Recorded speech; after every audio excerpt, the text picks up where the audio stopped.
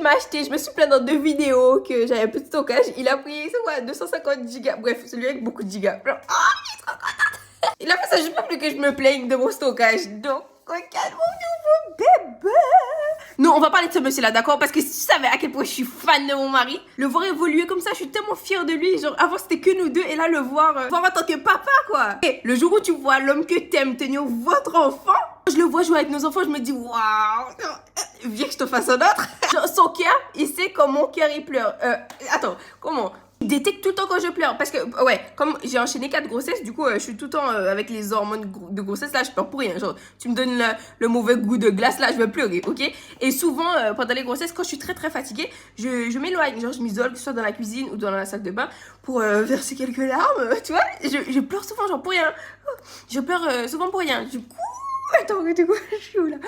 Je pleure souvent pour rien. Mais, genre, attends, quand je vais être dans la cuisine pour faire à manger et quand je vais être dans la cuisine pour pleurer, genre, il va savoir. Genre, il va pas venir que je fais à manger, mais si, genre, son cœur, il sait, ma femme, là, elle est en train de pleurer, là, tu vois? Alors que je veux pas de douche, là. Dans ma détresse. Ou sinon, je suis dans la douche, genre, quand je prends des douches normales. Bon, il vient, mais il vient pas pour voir. Si je... T'as compris, pour. Genre, attends, quand je viens dans la douche, ok?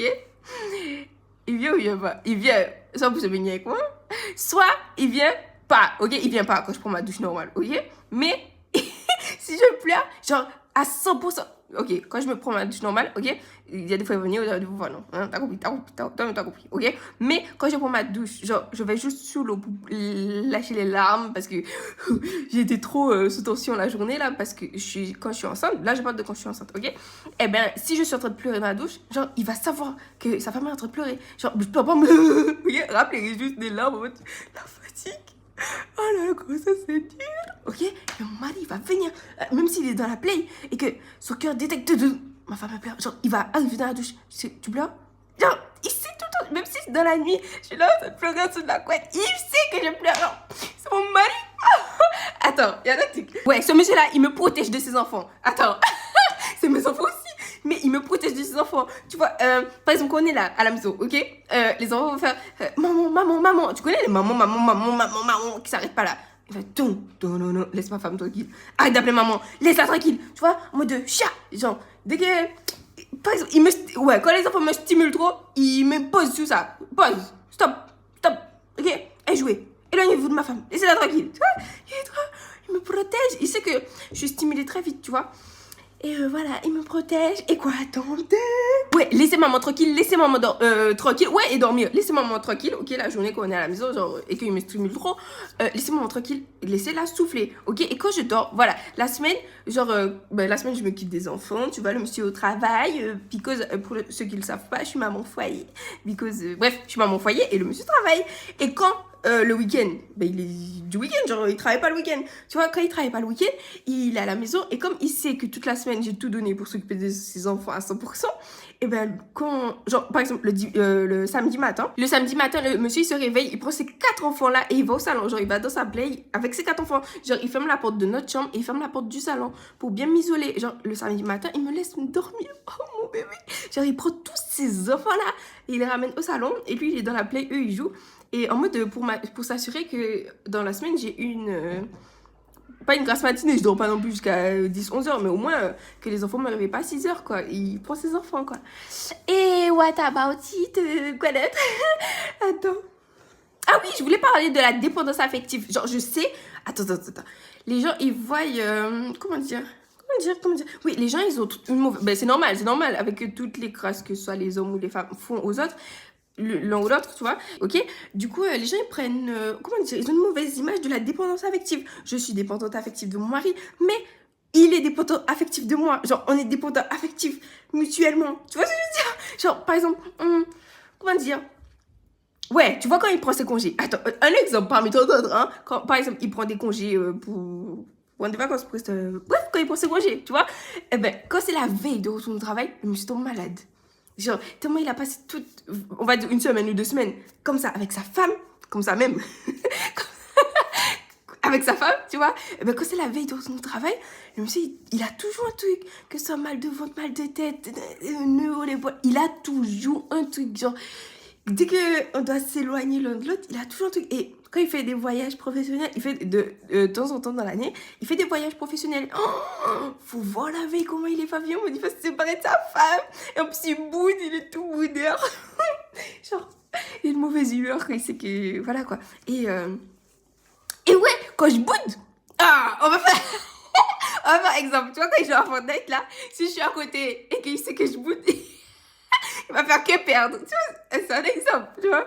Mais le fait que je boude, que je sois pas de bonne humeur, ça fait que ça joue sur lui beaucoup. Et voilà. Ben, c'est tout. C'est quoi? J'ai quoi d'autre à dire? Bref, j'ai le meilleur... Ouais, voilà. J'allais dire j'ai le meilleur mari du monde, mais j'ai le meilleur mari du monde pour moi, tu vois. Because, comment dire... Sa manière d'être ne conviendrait pas à peut-être d'autres femmes, ou moi, ma manière d'être ne conviendrait pas à d'autres hommes. Mais justement, on est fait pour...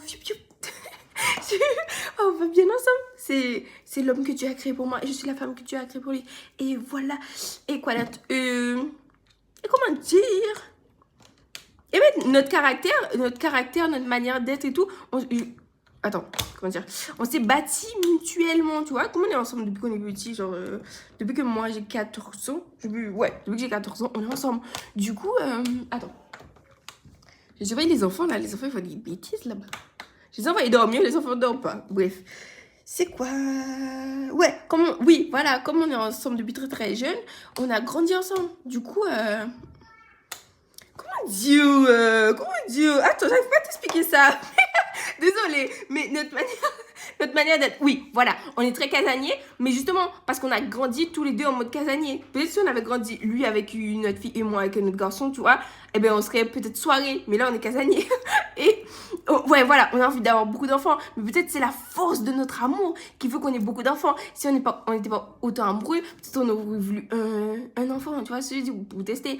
Mais bref, genre, pourquoi j'ai dit ça? Pourquoi j'ai dit ça? Oui, parce que...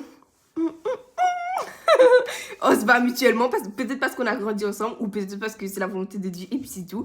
Et because mon mari, je t'aime, hein.